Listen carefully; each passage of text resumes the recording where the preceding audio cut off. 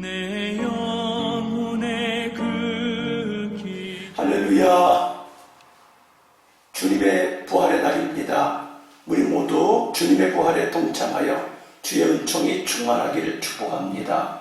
오늘은 요한복음 20장 11절에서 18절의 말씀으로 예수의 부활이라는 주제로 함께 살펴보겠습니다. 큰 은혜가 있기를 주님의 이름으로 축복합니다. 오늘은 주님을 찬양할 가장 기쁜 날입니다. 모든 성도인들에게 예수님의 부활이 믿어지고 예수님의 부활이 아멘이 되기를 주님의 이름으로 축복합니다. 예수님의 부활을 믿고 예수 이름을 힘입어서 생명 얻으시기를 다시 한번 축복합니다. 오늘 예수 부활을 통해서 우리가 알아야 될 것은 예수님의 부활은 우리와 함께 하시겠다고 하는 예언된 약속입니다. 예언된 이 약속은 이사야 7장 14절에서 보라 처녀가 잉태하여 아들을 낳을 것이요 그 이름을 임마누엘이라 하리라 하고 700년 전에 예언이 되어 있던 말씀입니다. 그래서 그 예수님이 말씀하신 대로 오셔서 계획된 대로 주님은 말씀대로 사시다가 주님 품에 안기셨습니다. 그리고 그는 다시 살아나셔서 우리에게 부활주로 약속을 성취하셨습니다. 요한복음 11장 25절에서 26절을 보면 나는 부활이요 생명이니 나를 믿는 자는 죽어도 살겠고 무릇 살아나를 믿는 자는 영원히 죽지 아니하리라 하는 말씀을 예수님이 즐겨 찾으시던 마르다, 마리아, 나사로 집에 가서 나사로가 죽어서 장사 지낸 집에 가서 이렇게 말씀을 했습니다. 그랬더니 마르다가 믿는다는 거예요. 어떻게? 주님 다시 오실 때 내 동생 나사로가 살아날 줄 믿습니다 라고 말을 하는 거예요. 그 예수님께서 아니다, 지금 내가 믿으면 영광을 보리라 말씀하시고서는 무덤을 향하여 함께 가셔서 돌을 옮겨 놓으라고 했습니다. 돌을 옮겨 놓고 나서 주님께서는 나사로야 나오라 명령을 하셨습니다. 그랬더니 장사 지낸 지 나흘이나 지냈는데 그는 무덤을 벌떡 일어서서 주님 앞에 수의를 입은 채로 서신 것입니다. 사랑하는 성도 여러분, 주님의 말씀은 예언된 말씀이고 주님의 말씀은 오늘도 저와 여러분에게 동일하게 일하시는 말씀입니다. 그 예수님이 나사로를 살리신 것뿐만 아니라 본인께서도 십자가를 지시고 사흘 만에 다시 살아나셔서 우리에게 부활주로 오셨습니다. 누가복음 24장 46절에서 49절에 보면 예수께서 고난받으시고 제3일에 죽은 자 가운데서 살아나실 것과 예수 이름으로 죄사함을 얻게 하는 회개가 예루살렘으로부터 시작하여 모든 족속에게 전파될 것이라. 너희는 이 모든 일의 증인이요 내가 아버지 약속하신 것을 너희에게 보내리니 너희는 능력이 비울 때까지 이 성에 유하라 하셨습니다. 부활의 주 예수님의 예언이 말씀입니다.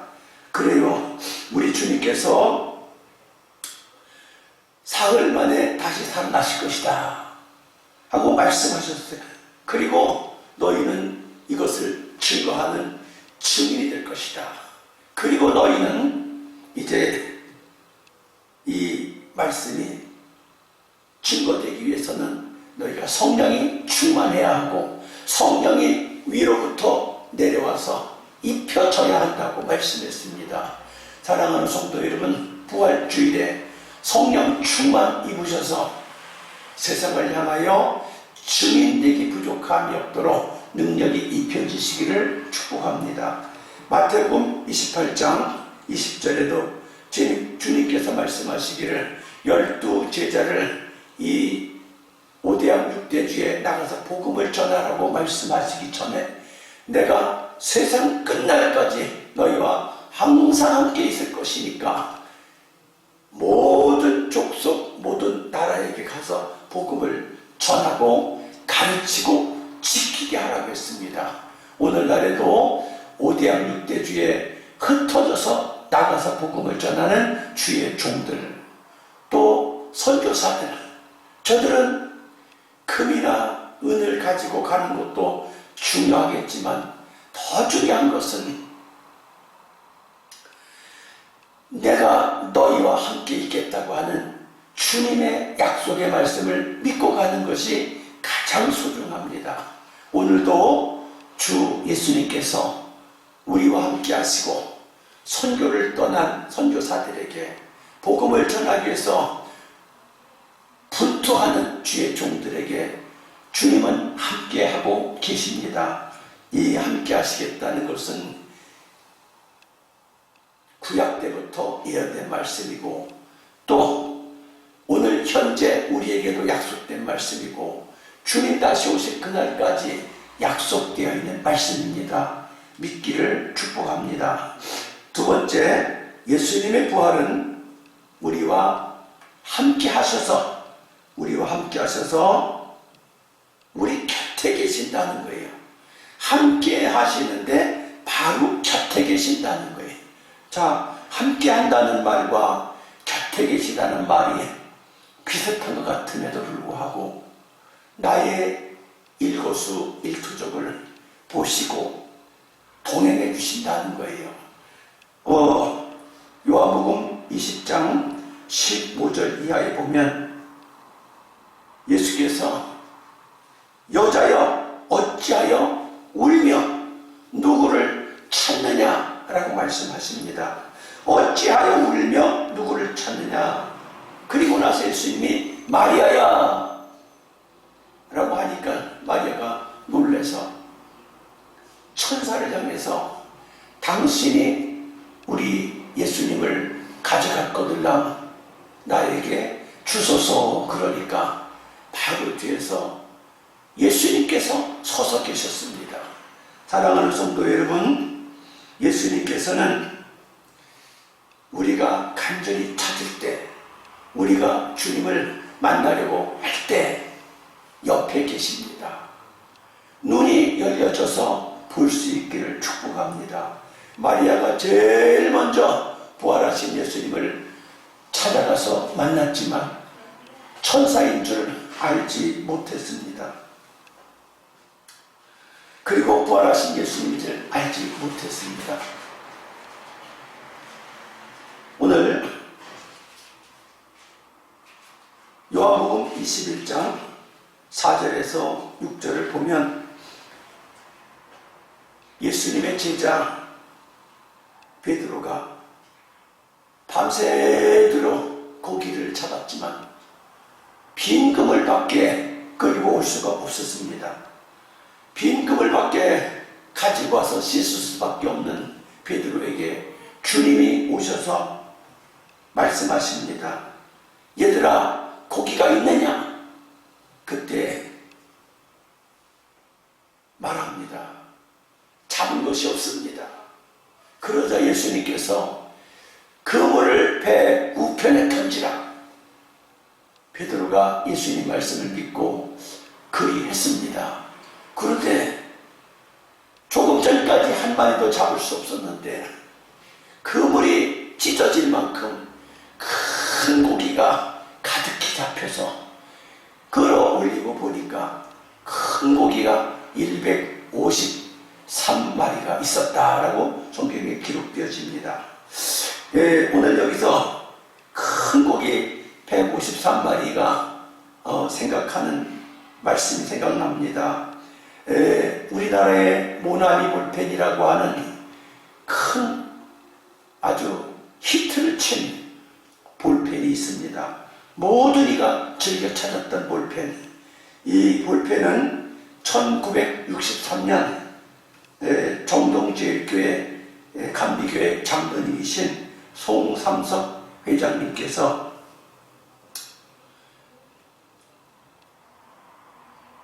박람회에 갔다가 일본에서 잉크 제조하는 것과 볼펜 관한 것을 전시한 것을 보고 합작을 맺어서 내가 당신네 회사에 잉크 제조하는 기술을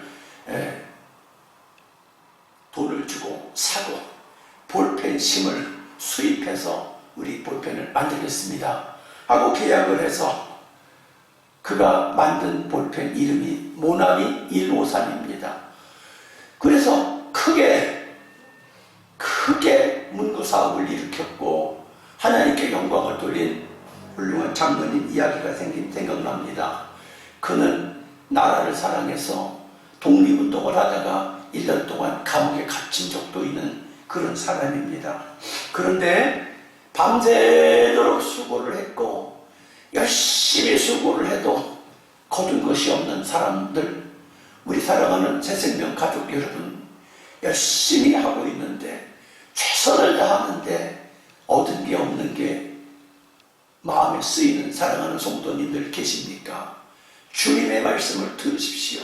주님의 음성을 들으십시오. 베드로도 그물을 내려 고기를 잡았고 송삼석 장로님도 믿음을 가지고 볼펜 사업에서 큰 성공을 거뒀습니다. 우리 사랑하는 성도님들, 주님께 의지하면서 주님께 구하면서 형통하기를 주님의 이름으로 축복합니다. 주님은 항상 함께 계십니다. 오늘 본문 예수 부활이라는 말씀 속에서 세 번째 나눌 것은 예수님의 부활은 우리와 함께 일한다는 말씀입니다. 주님이 나와 함께 하실 뿐만 아니라 함께 일해 주신다는 거예요. 요한복음 15장 1절 이하에 보면 예수님은 참포도나무요 내 아버지는 농부요 너희는 가지라고 말씀했습니다. 그렇습니다. 포도나무 가지가 포도나무에 붙어 있지 않으면 절로 열매를 맺을 수 없습니다. 그러나 포도나무에 붙어 있기만 하면 아버지께서 열매를 맺히게 하십니다. 내 말이 너희 안에 거하고 너희가 내 말에 거하면 너희가 무엇이든지 원하는 대로 구하라 말씀하셨습니다. 주님께 구하면 여러분 아름다운 열매가 주렁주렁 맺힐 줄 믿습니다. 풍성하게 맺힐 줄 믿습니다. 과실을 많이 맺으면 내 제자가 되리라 말씀하셨어요. 사랑하는 성도 여러분, 부활의 주님을 확고히 믿고 견고히 믿고 삶의 풍성한 결실을 보고 주님께 영광 되기를 축복합니다. 두 번째, 사도행전 3장 1절로 10절의 말씀을 보면 베드로와 요한이 성전에 아침 저녁으로 예배를 드리러 갈 때마다 나면서부터 안진병이 된 40년이 된 사람이 성전의 문 앞에서 늘 한 푼 주십시오라고 손을 내밀고 있었는데 그날따라 부활의 영이 충만한지라 그 안진병이를 향해서 나사렛 예수 이름으로 명하노니 일어나 걸으라 하고 오른손을 잡아 일으켰더니 그가 일어서며 뛰며 서서 걸으며 성전에 들어가며 나오며 찬송했다고 합니다. 사랑하는 성도 여러분, 40년 동안 안 됐다, 40년 동안 진척된 게 없다, 정말 너무 비참한 삶을 사는 거지요. 아무리 그래도 주님의 이름을 부르면, 주님의 이름을 붙잡으면 일어날 수 있습니다. 사랑하는 성도 여러분, 예수 부활은 피상적인 게 아니에요. 예수 부활은 일어나는 거예요. 간증을 하나 하고 싶습니다. 종이 목회를 시작하다가 집을 정리해서 하나님 앞에 드리고 목회를 했는데 갑자기 건물이 경매가 당하고 교회가 갈 곳이 없어졌을 때 세상적으로 말하면 인생 중도의 부도입니다. 인생 중도의 부도가 주님을 향해서 호소하는 기도를 하고 험한 시험물 속에서 건져달라고 부르짖어 기도하고 주님을 의지했더니 다시 바닥에서 일어서서 오늘에 이르게 되었고, 오늘에 이르러서 주님이 주시는 은혜로 교회가 안정이 되고 건물도 소유하고 또 미얀마에는 신학교를 세워서 운영도 하고 교회는 주님 은혜 가운데 평안하게 목회를 할 수 있고 하나님의 교회로 자리매김할 수 있다는 사실이 부활의 주님과 함께 한다는 사실입니다. 사도행전 9장 32절에서 35절을 보면 베드로는 중풍병으로 8년간 누운 에니야를 향해서 주께서 너를 낫게 하신다 하고 손을 잡아 일으키니 그 8년 동안 중풍병으로 누웠던 사람이 자리에서 일어나서 자기 자리를 들고 걸어갔다는 거예요. 사랑하는 성도 여러분, 다른 병도 아니고 중풍으로 8년을 누워있던 사람이 어떻게 예수 이름 한마디에 일어날 수 있습니까? 사랑하는 성도 여러분, 주님은 기적입니다. 예수 이름은 기적입니다. 부활은 능력입니다. 죽은 자가 살아나는 것이고 넘어진 자가 일어나는 것이고 누운 자가 일어나는 게 부활이에요. 사랑하는 성도님들의 인생 가운데서도 정말로 처참하게 넘어지고 처참하게 무너졌을지라도 예수 부활을 피상적으로 믿지 말고 진심으로 마음 가운데 모시고 믿기를 축복합니다. 기적을 체험하기를 축복합니다. 주님의 부활은 능력입니다. 주님의 부활은 축복입니다. 기적입니다. 할렐루야. 사도행전 12장 5절에서 6절을 보면 이제 복음이 편만하게 증거되고 왕성하게 증거되던 때에 예수님 때처럼 다시 핍박이 임합니다. 그래서 야고보와 베드로가 잡혔습니다. 잡히자마자 야고보는 순교를 당했고 베드로는 감옥에 갇혔습니다. 그때 성도들은 교회에서 기도를 하고 베드로는 착고에 채워져서 병사들 틈에서 자고 있을 때 천사가 베드로를 향해서 와서 옆구리를 쳐서 깨웁니다. 그리고는 쇠사슬에 착고에 매여있는 손과 발을 풀어주시고 병사들은 잠을 깊이 들어서 베드로가 사슬이 벗어졌는지 깨어서 일어나는지도 모르고 있는데 베드로와 천사가 유유히 그 옥문을 열고 나와서 베드로는 정신을 차리고 보니 자기가 옥에서 나온 거예요. 그래서 첫 번째 간 곳이 교회입니다. 교회를 가서 내가 왔다고 소리를 지르니까 성도들이 이상하다 이상하다 하면서 와서 보고는 믿지를 못해. 사랑하는 성도들은 주님의 이름을 부르며 기도하면 역사하십니다. 주님의 이름을 부르며 역사하는데 자기들이 불러놓고도 응답된 것을 모르는 거예요. 그래서 베드로가 큰 소리로 내가 왔어요, 내가 왔어요. 그러자 성도들이 베드로를 기쁘게 맞이했습니다. 사랑하는 성도 여러분, 어떤 어려움이 있습니까? 주님을 부르십시오. 주의 사자가 저희들의 형편을 따라 우리의 형편을 따라 와서 도우실 줄 믿습니다. 주님이 함께 일하실 줄 믿습니다. 그리고 마지막으로 사도행전 23장 또 27장 28절에서 주의 일을 열심을 다하는 바울에게 주의 사자가 와서 말합니다. 바울아, 담대하라. 예루살렘에서 너의 목숨을 찾는 사람들이 있다.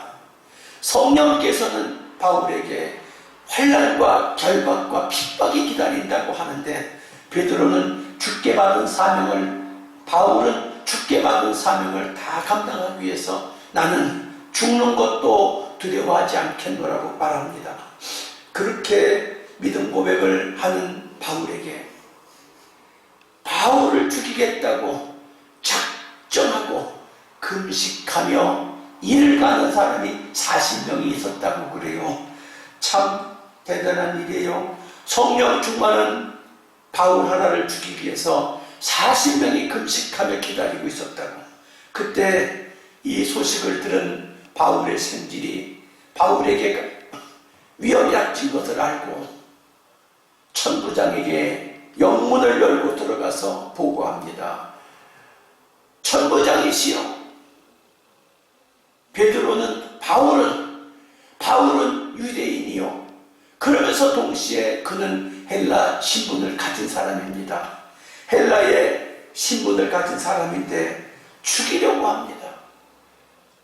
이렇게 말하니까 천부장 두 사람이 놀래가지고 백부장 2명을 불러서 보병 200명, 마병 700명, 창군 200명을 준비하시고 바울 한 사람을 멋지게 호송을 합니다.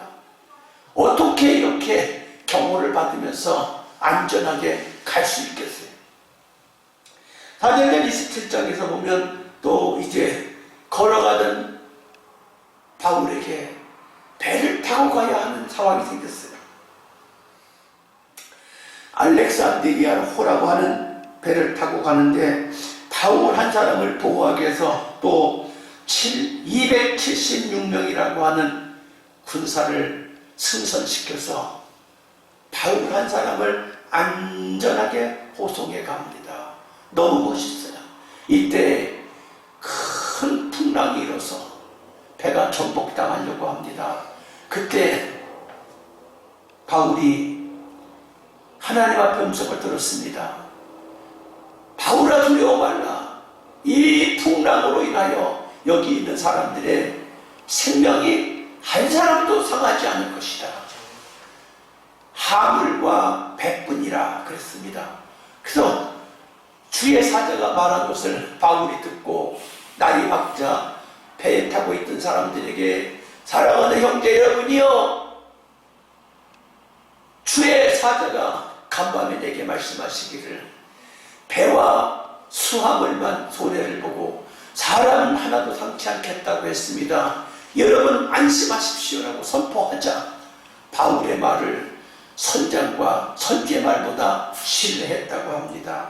이렇게 죄인으로 끌려가는 것 같은데 하나님은 바울 한 사람 때문에 배에 타고 있던 사람들도 생명을 보존시키고 바울도 안전하게 주님의 복음을 전하기 위해서 로마까지 앞송되어 가는 과정에 하나님이 멋진 경호원을 보내주신 거예요. 자, 그런데 이제 로마에 들어가자 그 많던 군인들을 다 해산시키고 바울을 지키는 한 군인만 붙여두고 바울은 자기 셋집에서 내내 복음을 전하며 하나님께 영광 돌렸다고 합니다. 사랑하는 성도 여러분, 주님의 일을 꿈꾸십시오. 하나님의 백성으로 멋지게 사십시오.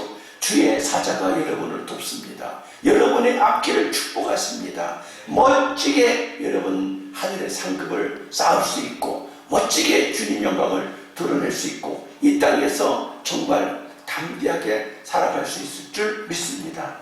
이 시간에 우리 예수 부활을 확실히 믿고 함께 기도하는 시간 갖겠습니다. 주여 삼창합니다. 주여